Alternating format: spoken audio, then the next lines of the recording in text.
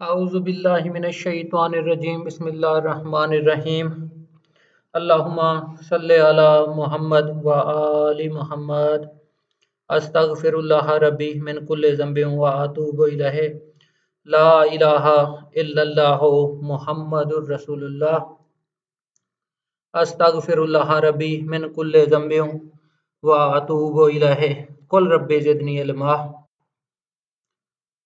आए अल्लाह, अगर मुझसे नेकियों का ज़हूर हो तो वो तेरे करम ही का नतीजा है, और अगर बुराइयां ज़ाहिर हों तो ये मेरे आमाल का नतीजा हैं, और इन पर तेरी हुज्जत तमाम है। अस्सलामु अलैकुम वरहमतुल्लाहि वबरकातुहू। रिस्पेक्टेड स्टूडेंट्स, आज मोरखा 21 दिसंबर 2020 5 जमादियुल अव्वल 1442 हिजरी। बाफज़ल रब्बी आज हम criminal judicial system of Pakistan का पार्ट 10 पढ़ेंगे। इन्वेस्टिगेशन का आज हमारा दूसरा दर्स है। काबिल आप लोगों को बता चुका हूँ स्टेप्स क्रिमिनल लॉ के पाकिस्तान का फौजदारी कानून किस तरीके से हरकत करता है, किस तरीके से प्रोसीड करता है, चलता है, इसकी तरतीब क्या है। पहले हमने एफआईआर देखी, एफआईआर के लवाजमात मुकम्मल कहानी देखी शुरू से लेकर आखिर तक, उसका तरीक़ाकार वगैरह। और एक मेरे भाई 22 का भी कह रहे थे, उनकी राय थी कि सर इस पर भी रोशनी डालें, तो इंशाल्लाह ताला बेटा वो भी वक्त के साथ साथ इन्वेस्टिगेशन के लेक्चर में ही आप लोगों को 22 की बाबत भी इंशाल्लाह ताला बताएंगे। आज हमने देखना है कि इन्वेस्टिगेशन किस तरह होती है, तफ्तीशी अफसर क्या क्या काम करता है, या तफ्तीशी अफसर को क्या क्या काम करना चाहिए। अब देखें, ये स्लाइड आप लोगों के सामने है। जो मेरे बहन भाई शुबह कानून से मोहब्बत रखते हैं उनके लिए ये एक इज्तिमाई सोच है, एक इज्तिमाई अमल है कि किसी भी इंसान के साथ अल्लाह रब्बुल इज़्ज़त रहम करे कोई वक़ूआ हो जाता है। आमतौर पर मुस्तगीस मुद्दई हमारे यहाँ बनते हैं, एफआईआर हो गई, उसके बाद इंतहाई अहम स्टेप हो गया इन्वेस्टिगेशन का। इन्वेस्टिगेशन में कौन कौन सी चीज़ें शामिल होती हैं। अब ये मैंने कुछ चीज़ें लिखी हैं, स्लाइड आप लोगों को नज़र आ रही है, उसमें देखें। पहला लिखा है व्हाट हैपेंड, दूसरा है व्हाई हैपेंड, तीसरा वेयर हैपेंड, चौथा इसकी हैं काजेज। फिर उसके बाद है रिस्पॉन्सिबिलिटी, फिर नेक्स्ट पे आ जाएं हाउ हैपेंड, और आखिर में है, आप लोग देख रहे हैं गौर से, व्हेन हैपेंड। अब ये तरतीब देख लें, 1 2 3 4 5 6 7 8। बेटा ये 8 सवालात हैं जो तफ्तीशी अफसर साहब हैं हमारे। मिसाल क्या बेटा, कोई बंदा कत्ल हो जाता है या जख्मी हो जाता है, फैर लगता है, पेट में फैर लग गया, सर पे लगा, टांगों पर लगा, इंसान जिंदा है, इंसान की डेथ नहीं हुई, एफआईआर हो गई। अब तफ्तीशी अफसर साहब के पास सिर्फ 2 दस्तावेजात हैं, application for registration of FIR, और उसके बाद जो उस दरखास्त पर एफआईआर हुई वो है तफ्तीशी अफसर साहब के पास। अब तफ्तीशी अफसर साहब ने इन 6 सवालात का जवाब ढूंढना है। आप देखें ना, FIR के आसरे सहारे तफ्तीशी अफसर साहब ने चलना है, लेकिन उन्होंने अपना इंडिपेंडेंट जहन इस्तेमाल करना है। अब उनका इंडिपेंडेंट जहन कलेक्शन ऑफ एविडेंस के मरले पर होगा। आप लोगों को शुरू में बहुत अजीब लगेगा, बहुत बड़ी कानून की फिलासफी है। हकायक इंशाल्लाह ताला हम देखेंगे केस लाज की मदद से कि जमाने में चतर चलाकियां क्या होती हैं, तेजी क्या होती है। अमूमन जो हमारे हाई कोर्ट के और सुप्रीम कोर्ट के फैसला जाते हैं, हकायक लिखे हुए हैं, दास्तान पूरे पाकिस्तान के केसेस होते हैं जो honourable supreme court of Pakistan decide करती है। आप देखें FIR का काबिल अजीम भी बता चुका हूं, मुस्तगीस ने तो सिर्फ ये इतला दिया है कि जी फलां कत्ल हो गया, और मजीद मुस्तगीस ये भी कह देता है कि जी फलां फलां ने फलां फलां को कत्ल किया। अब इन्वेस्टिगेशन इसी एक बेहतरीन राज को खोलने का नाम है कि वकुआ हुआ, हो गया, व्हाट हैपन, ठीक है जी, बंदा कत्ल हो गया, फैर हो गए, वाई हैपन्ड, इसे मोटे व अमूमी तौर पर कहा जाता है वजह या नाद। ये वकुआ क्यों हुआ, अकरेंस हुआ ना, इंसिडेंट हम कहते हैं, अकरेंस कहा जाता है कि जी वकुआ हो गया। अब इन्वेस्टिगेटिंग ऑफिसर साहब ने देखना है, FIR तो बता रही है बंदा कत्ल हो गया, अब उन्होंने अपना इंडिपेंडेंट जहन कलेक्शन ऑफ एविडेंस के हिसाब से आगे चलना है कि ये वकुआ क्यों हुआ, वेयर हैपेंड, कहां हुआ, ये सारी चीजें हैं। अक्सर औकात कई दफा आ जाता है चशमदीद गवाह नहीं होते, लेकिन किसी ना किसी पर जिम्मेदारी डालनी होती है। अमूमन हमारे यहाँ जैसे रिवाज है, मुस्तगीस बन जाता है कि जी हमारा कत्ल हुआ है, अमूमन सिर्फ नाश मिलती है खेतों वगैरह में, देहातों में या बेआबाद जो जगह होती हैं, वैरान जगह, वहां पर नाश मिल जाती है, पुरसा ढूंढ रहे होते हैं। अब किस तरह वकुआ बनाते हैं, क्या लिखते हैं, बेटा ये सारी चीजें इंशाल्लाह ताला जो हम इन्वेस्टिगेशन में देखेंगे कि क्या क्या होता है। अब इसकी वजूहात, काजेज, रिस्पॉन्सिबिलिटी, जिम्मेदारी तफ्तीशी अफसर साहब का काम है।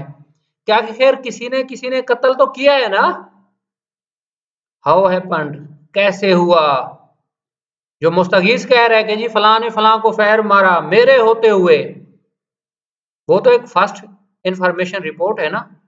इसके नेक्स्ट तफ्तीशी अफसर साहब ने अपना इंडिपेंडेंट जहन इस्तेमाल करना है। व्हेन हैपेंड, कब हुआ, इसकी भी कानून की नजर में हद से ज्यादा अहमियत है। अब इंशाल्लाह ताला हम सबसे पहले देखेंगे कि इन्वेस्टिगेशन में क्या क्या इकदामात होते हैं, उन इकदामात की रोशनी में तफ्तीशी अफसर साहब क्या क्या करते हैं। क्या आप लोगों के सामने स्लाइड है, चालान फॉर्म बना हुआ है, ये 324 अफेंस हुआ, उसका नतीजा है तफ्तीश है। ये उसका दूसरा सफ़ा है चालान का। दूसरे सफ़े के एंड में ये आप लोगों को वाज़ेह नज़र आ रहा है तफसील कागजात के तफ्तीशी अफसर साहब कौन कौन से डॉक्यूमेंट शामिल करते हैं। उसके बाद ये हमारे प्रोसिक्यूशन की जिम्मेदारी आ गई, case assessment form, prosecution act में इंशाल्लाह ताला हम देखेंगे सेक्शन 9 सब क्लास 7 सब सेक्शन 7, उसके ताबे ADPP साहब क्या करते हैं। अब ये फर्द मकबूजगी आ गई, इन्वेस्टिगेटिंग ऑफिसर, इनको ना हम इंशाल्लाह ताला तफसील से तसल्ली से देखेंगे एक एक चीज को। अभी सरेदास आप लोगों को तारुफ बताया जा रहा है, आप लोग इन डॉक्यूमेंट्स को लिख लें। जब वाकफियत आगाही हो जाएगी ना पुरानी चीज से, फिर इंशाल्लाह ताला नई चीज समझने में काफी आसानी होगी। तफ्तीशी अफसर साहब सर्टिफिकेट, शनाख्त, मुल्ज़िम तैयार करते हैं, स्लिप सजा बनाते हैं, और भी काफी सारी दस्तावेजात हैं, उनको हम इंशाल्लाह ताला देखेंगे। लेकिन आज आप लोगों को सरेदस्त ये बताना मतलूब और मकसूद है, एक जजमेंट की रोशनी में, जजमेंट की साइटेशन लिख दें, इंशाल्लाह ताला आज ग्रुप में भी शेयर कर दूंगा, इसको आप लोगों ने अच्छे तरीके से पढ़ लेना है। बहुत खूबसूरत जजमेंट्स काफी सारी हैं, पाकिस्तान के क्रिमिनल जस्टिस सिस्टम पर, लेकिन ये जजमेंट भी मुझे बहुत अच्छी जजमेंट मिली है। इसमें ये हमारे जज साहब हैं mister justice sir Chaudhary Ijaz Ahmad साहब। आप उस वक्त हाई कोर्ट के जज साहब थे जब ये फैसला पास हुआ। साइटेशन देख लें 1999 पीसीआर एलजे 1357 पेज है, honourable Lahore high court Lahore की है। रेट पिटीशन में ये फैसला हुआ। अब आप लोगों को बताना ये था कि इन्वेस्टिगेशन में क्या क्या होता है। पहले आप लोगों को स्लाइड की रोशनी में बताया इन्वेस्टिगेटिंग ऑफिसर साहब की जिम्मेदारी क्या है। अब ये कानून बताया जा रहा है। अब देखें ना, ये क्रिमिनल प्रोसीजर कोड सीआरपीसी हमारा सेक्शन 4(1), उसके बाद 156, 157, 160, 161 and 163। Investigation meaning, scope and purpose, powers, duties and obligations of police regarding investigation. Investigation included all proceedings under criminal procedure code for collection of evidence. अब ये उसकी definition आ गई। powers of police officer under section 160 CRPC were only up to the extent of requiring attendance of witness. ये सारी तफ्तीशी अफसर साहब के सारे अख्तियारात बताए जा रहे हैं। उसके बाद आप लोग देखें हम इंशाल्लाह ताला तरतीब से ना एक एक सेक्शन को गौर से देखेंगे कि इनका आपस में लिंक क्या बन रहा है। इन्वेस्टिगेटिंग अफसर साहब ने तफ्तीश करनी है। अब तफ्तीश उन्होंने कानून के दायरे में करनी है, वो कानून का दायरा आप लोगों को बताया जा रहा है।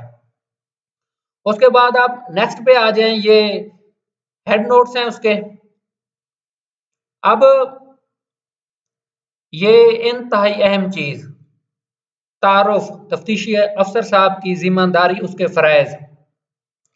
अब ये देखें, the purpose of investigation consist generally of the following steps. अब ये देखें, प्रोसीडिंग्स टू द स्पॉट, मौके पर रवाना होना, मौके पर जाना तफ्तीशी अफसर साहब का। Ascertainment of the facts and circumstances of the case. मेरे बहन भाइयों, अक्सर ये होता है, एक आप लोगों का विजन जहन खोलने के लिए ये बात बताई जा रही है। अनसीन अकरेंस होता है, बगैर देखा हुआ कत्ल। वर्षा क्या करते हैं, बंदा जी अहले खाना का कोई था, मर्द औरत जो भी, घर वापस नहीं आए, वर्षा ने तलाश शुरू कर दी, नाश मिल गई डेड बॉडी। लेकिन बाद में क्या होता है, एफआईआर दर्ज करा दी कि जी हम फलां जगह से फलां जगह आ रहे थे, तो फलां सामने आ गया, उसने फैर मार दिया, या फलां फलां ने हमें ये बताया कि ये उसके साथ जा रहे थे, तो इनके पास पिस्टल भी था और फलां वैरान जगह थे। एफआईआर में ये कहा जाता है कि जी फलां ने फलां को कत्ल कर दिया है। अब ये इस जुमरे में आता है एसरटेनमेंट ऑफ द फैक्ट्स, हक़ाइक़ का तयन करना और इसके हालात और वाकयात क्या हैं। ये है असल तफ्तीश का बेसिकली मकसद। अब तीसरे पे देखें, discovery and arrest of the suspected offender. पहले भी बता चुका हूं, कानून यकीनन पुलिस को ये अख्तियार नहीं देता कि एफआईआर के फौरन बाद आप बंदा गिरफ्तार कर लें, नहीं, बिल्कुल ये कानून की मंशा कभी भी नहीं रही। तफ्तीश होती है, अक्सर तकरीबन ठीक होती है, तफ्तीशी अफसर साहब इस मरले पर पहुंचते हैं, इस नतीजे पर पहुंचते हैं कि जी हमें शक हो रहा है, मुस्तगीस ने जो एफआईआर में लोगों के नाम बताए हैं कि फलां ने फलां को फैर मारा, फलां ने फलां को कत्ल किया, ऐसा नहीं है। अब ऐसा कब नहीं है, किन हालात में, वो इस नतीजे पर तफ्तीशी अफसर साहब पहुंच चुके हैं या पहुंच रहे हैं, जिसमें वो कहेंगे कि ascertainment of the facts and circumstances of the case, discovery and arrest. फर्ज किया अगर वो सही नतीजे पर पहुंचे हैं, शहादत उनके पास इस हद तक आ गई है, चशमदीद लोगों ने बताया है कि जी फलां ने फलां को कत्ल किया, तो वो गिरफ्तार भी कर सकते हैं, करते भी हैं गिरफ्तार। Discovery and arrest of the suspected person offender. अब collection of evidence relating to the commission of offence which may consist of. अब क्या है ये, कलेक्शन ऑफ एविडेंस, शहादत का इकट्ठा करना। कमीशन ऑफ ऑफेंस से मुतल्लिक है। अब उसमें क्या क्या चीजें शामिल हैं? The examination of the various persons including the accused and the reduction of their statements into writing. अब ये तफ्तीशी अफसर साहब मुख्तलिफ लोगों के बयानात लिखेंगे, मौके पर जाएंगे। दोनों फ्री कैन आ जाते हैं, मुल्जिम पार्टी भी आ जाती है जो मुल्जमान के साथ होते हैं, मुस्तगीस पार्टी भी होती है, उनके बयानात लिखे जाते हैं। फिर तफ्तीशी अफसर साहब की सवाबदीद पर छोड़ दिया गया है। जरूरी नहीं है कि वो हर किसी का बयान लिखे, हाँ जिनको वो मुनासिब समझते हैं उनका बयान लिखें। अब 5 नंबर पर है formation of opinion as to whether on material collected there is a case to place accused before a magistrate for trial and if so. इंतहाई अहम चीज है। जब ये सारे स्टेप्स वगैरह कर लिए उसके बाद उन्होंने अल्टीमेट फाइनल अपनी ओपिनियन राय बनानी है कि क्या ऐसा इतना मवाद इकट्ठा हो गया है कि चालान बनाया जाए। शहादत इस हद तक मुल्जमान के खिलाफ आ गई है कि चालान की शक्ल में, डॉक्यूमेंट्स की शक्ल में मजिस्ट्रेट साहब को चालान भेज दिया जाए। आगे मोटे सिर्फ 2 फर्क आप लोग जहन में रख लें। अगर केस है tribal by court of session तो मजिस्ट्रेट साहब चालान को सहन जज साहब के पास भेज देंगे। मुल्जिम अगर जेर हिरासत हैं उनकी जेल से तलबी कर लेंगे। अगर ऑन बेल हैं तो उनको तलब कर लेंगे। मुल्जमान अमूमन आ जाते हैं, उनको बता दिया जाता है कि जी आपका सहन जज साहब के पास केस चला गया है, वो खुद समाअत करें या किसी और अदालत को भेज दें। चार्जशीट का जिक्र आ गया 173। उसके बाद इसमें इंशाल्लाह ताला आज मैं आप लोगों को भेज दूंगा जजमेंट। इसको जरा अच्छे तरीके से बेटा देख लीजिएगा। मेरा ये यकीन और ईमान है अच्छे तरीके से आप इस जजमेंट को पढ़ लें। अल्लाह रब्बुल इज्जत की खास रहमत से बहुत सी चीजें आप लोगों को बेहतरीन तरीके से समझ आ जाएंगी।